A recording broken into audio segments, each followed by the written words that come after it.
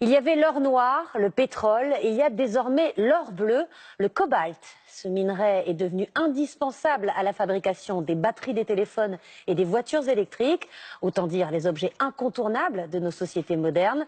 Le cobalt ne se trouve pas partout, mais en Afrique, en République démocratique du Congo, un pays gangréné par la corruption. Voyez ce reportage de nos correspondants en Afrique, Marc de Chalvron et Antoine Husser. Il s'agit d'une course effrénée pour en prendre le plus vite possible, à l'aide de machines ou simplement à la force des bras. C'est un minerai de cobalt. Le cobalt, ou le minerai du monde de demain, son cours a presque triplé en un an.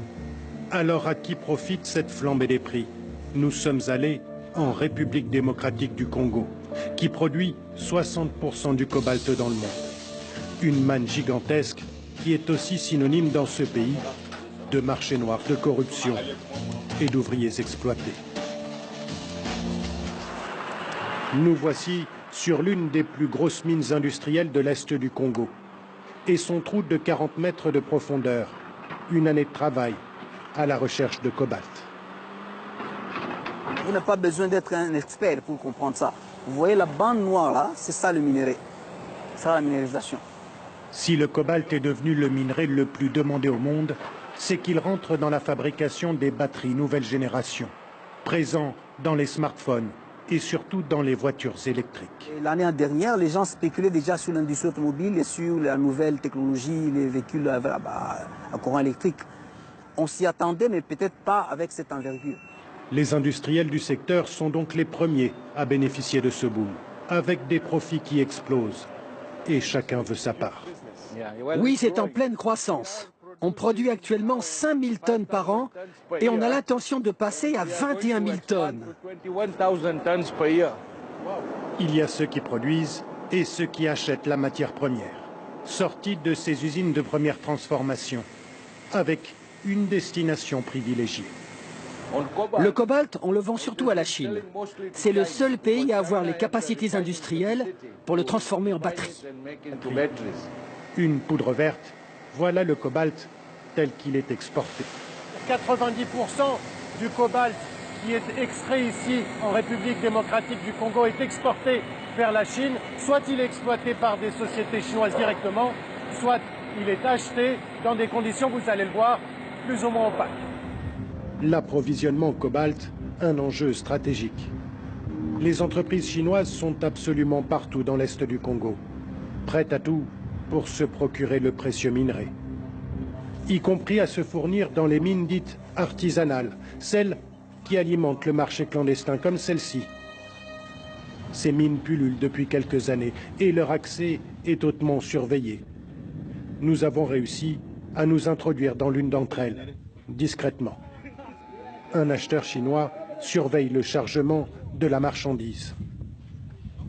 Pendant ce temps-là, au cœur de la mine, le cobalt est ramassé par ce que l'on appelle les creuseurs. Il faut faire attention là, va lentement, ça risque de s'écrouler. Ce groupe de creuseurs affirme gagner entre 1 et 2 euros par jour. Après avoir rempli leur sac de cobalt, les creuseurs vont vendre leurs marchandises au marché noir, contrôlées par des entreprises chinoises, comme celle-ci. Nous entrons en caméra cachée. Le cobalt, le prix est affiché là-bas. Ça, c'est le prix du cobalt. Le commerçant nous montre le tableau où le prix des matières premières est affiché. Un quart du cobalt du Congo passe par le marché noir, un business colossal. Ce que nous confirme un employé congolais de la plus grande société chinoise installée dans le pays. Ici, quelle que soit la qualité et la teneur en cobalt, ils achètent. Le marché noir, ça se passe très bien, c'est bien organisé, tu verras. Un marché noir protégé par l'État congolais. La preuve, c'est la garde présidentielle qui protège le siège de la société chinoise.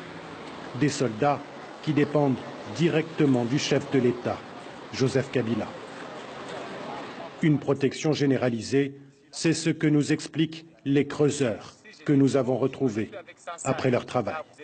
c'est Jules, le garde présidentiel de notre Congo, et qui garde les Chinois là-bas au dépôt. Ils sont ensemble? Oui, ils sont ensemble. C'est les Chinois qui font la loi parce qu'il a trouvé notre pays qui est foutu. Ils nous volent sur le prix et en plus, si tu veux discuter, les soldats te tapent. Il n'y a rien à faire. En République démocratique du Congo, dans ce pays où le cobalt génère des centaines de millions d'euros chaque année, plus de 70% de la population vit en dessous du seuil de pauvreté. Et nous saluons les téléspectateurs qui nous suivent à Cordoba grâce à TV5 Monde.